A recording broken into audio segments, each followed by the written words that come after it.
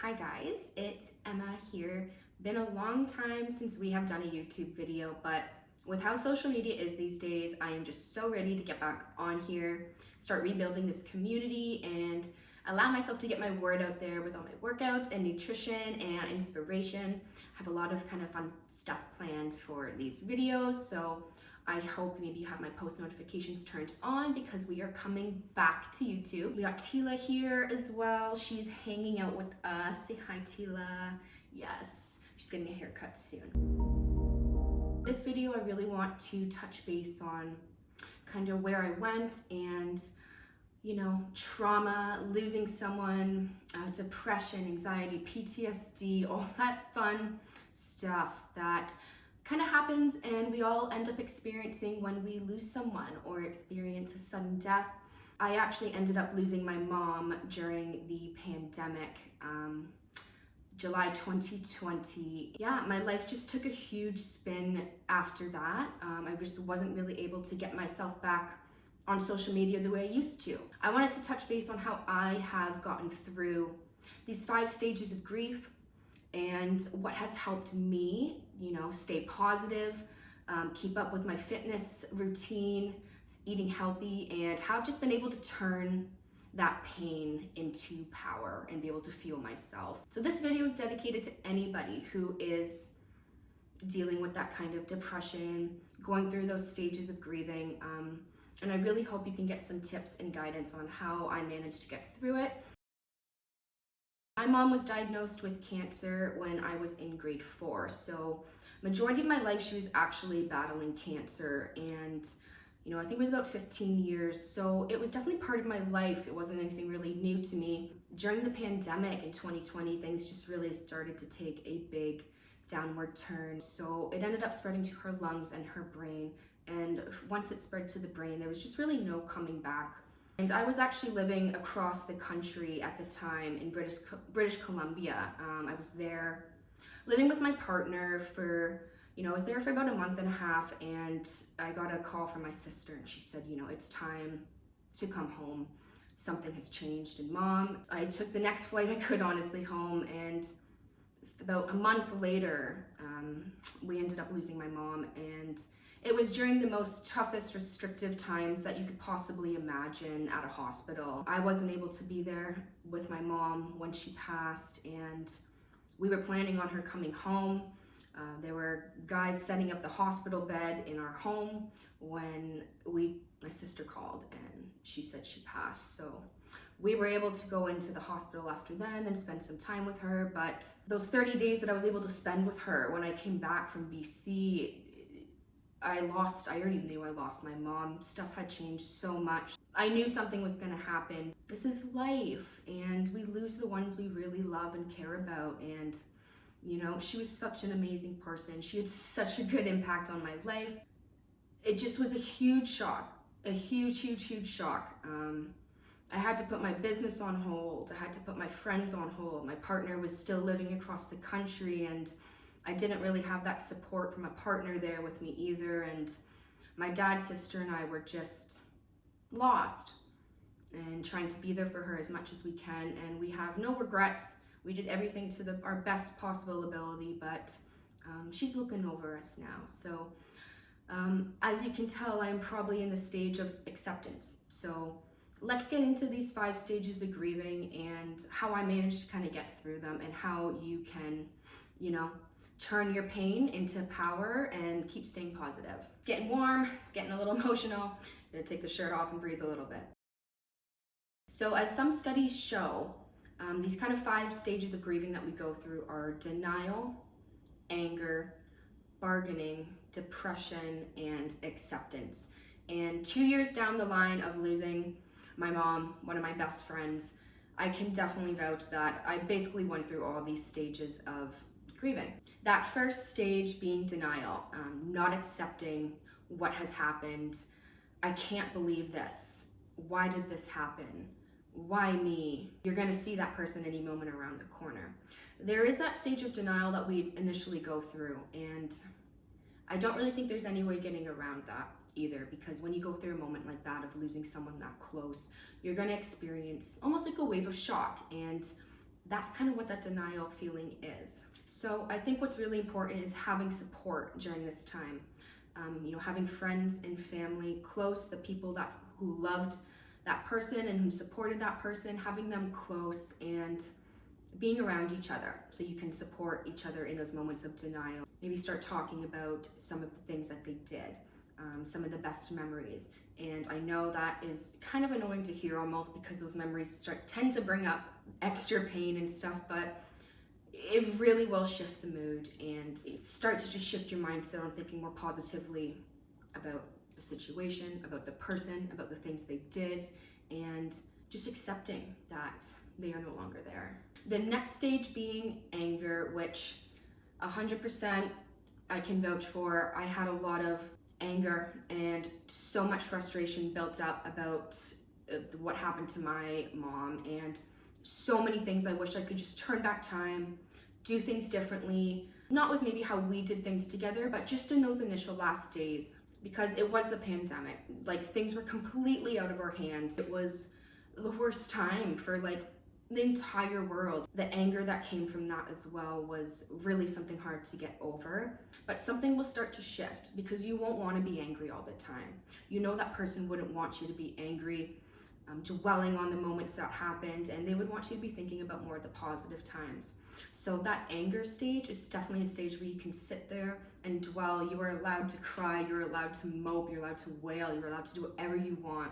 But we don't want to hold on to that anger forever. So maybe getting out of the house and doing things that that person would love. So for example, my mom used to love just walking around the mall and window shopping. Unfortunately, it was a pandemic and we couldn't really do a lot of that stuff, but I would do what I could to be like, oh, me and mom used to love to do this, or a show that we would watch together, be like, oh, we loved this show. And yes, it would bring up that emotion. Yes, it would bring up that anger that they're no longer here, but you're going to relive those moments, and it's going to make you feel so much better, and it's going to build that connection with them when they are, looking over top of you. So for me right now, out inside in our little community garden, there's a big sunflower just staring back at my face. And my mom loved gardening. She loved flowers. That was one of her favorite things to do in the summer. And I just know that's a sign from her. So it's really nice just to sit out, look out the window and see that, and, think that she's right there with you.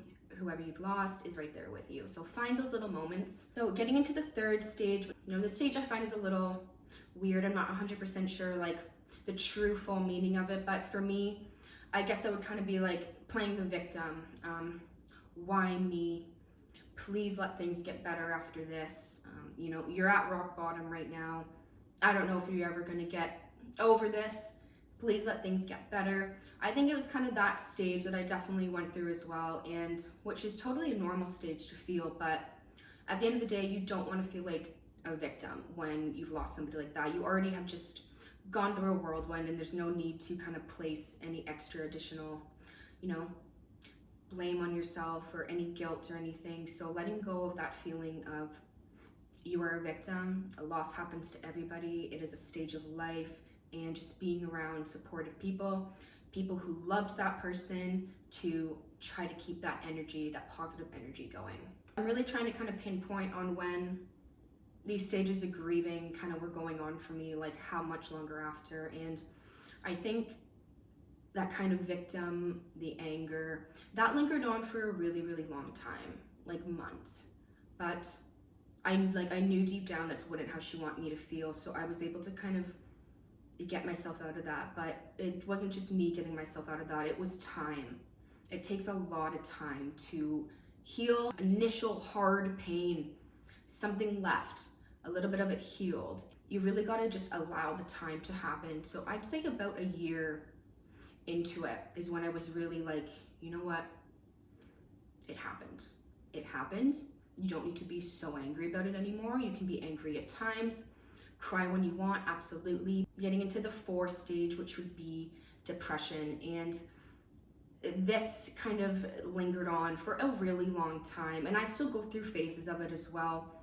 Definitely not as intense, as fresh as it was back then. The things I would do to get myself out of that feeling would be the things that I would love. So as we know, I love to go work out. I absolutely love cooking. She was so passionate and so inspired that I just started to fall in love with fitness, because no one in our family was really an athletic person. And I used to love to cook for her. I was kind of the main cook at the house for those last kind of few years I was there. Those are the things I just continued to do because I knew she would want me to do it. Doing things that are going to motivate you, actually getting your blood pumping, getting your brain to focus on something else. So doing a workout, for example, that is going to be one of the best things you can do because it really puts your mind in a better place. It allows you to focus on yourself, and you can turn that pain into power for your workout and fuel for your workout, and it really makes you feel like you are showing up for that person. Other things I would do during those kind of really dark days would be call up a friend, hang out with family members that used to love and support her, go out for walks with Tila, probably twice a day, getting out of the house. That was something I did often, and just putting my mind to something else. That's really what you got to do when you're in really those dark moments. We just got to remember, we're allowed to feel those dark moments. We can turn on Netflix, we can have the sweatpants on, we can binge eat, watch whatever we want, and just allow ourselves to cry and be in that moment.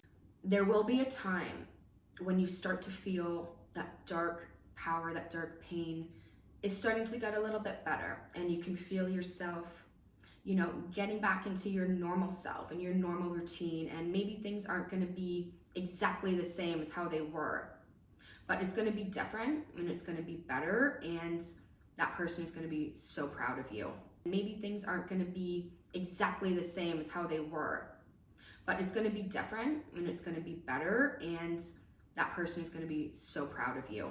So getting into that last phase, so acceptance. This month is actually the 2-year anniversary of my mom's passing.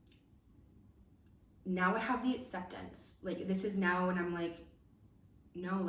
I'm looking back on everything now, the timing, how the world changed afterwards and how much stricter a lot of stuff got, and it was time. It was the right time. She knew it was time to go, and a lot of the case that isn't what happens to all of us. Sometimes it's a lot more sudden and unexpected, but time is really going to bring that acceptance in, and seeing those signs from that person, like the sunflower and all those little moments. For me, it's 11:11. If I was to show you all the screenshots of 11:11, morning 11:11, evening 11:11, on the microwave, on the oven, on my phone, on my partner's phone, on the laptop, it's insane. She just is giving me all these signs, and you really got to look into these signs and what they mean and believe in them, because the more you believe in these little things, the closer it's going to bring you to that person, and you'll be able to pull yourself out of those moments, those dark days, because that person is looking over you. So now when I look back on everything that happened, what I did, all those stages of grieving, I think I really ended up just turning that pain into fuel for my business, and seeing family and connecting with them and trying to just be a better person for her. I allowed myself to rest and to have those moments, on the couch, to have those moments in my bed and just cry and question everything, but I knew deep down who I still was as a person, and you got to remind yourself of that. So going to the gym, focusing on my strength, eating nutritious to help just with my energy, and all that really truly did help. If that's not what your thing is, you don't need to do that to help with your stages of grieving, but finding anything that works for you. What makes you happy? What's turning that power into passion? In the last 6 months, I have launched my own app, just flooded myself with a crap ton of work, and I moved across the country after my mom passed away too, for a fresh start. For now, I really hope this helped anyone who has experienced some intense stage of grieving. Leave some comments below if these 5 stages of grief is something you've experienced yourself, anything that you've done to help you, because I'm sure anybody who watches this video is going to find anything helpful. So I hope this helped you, and we will see you more on here. Thanks for watching, guys. Bye, guys.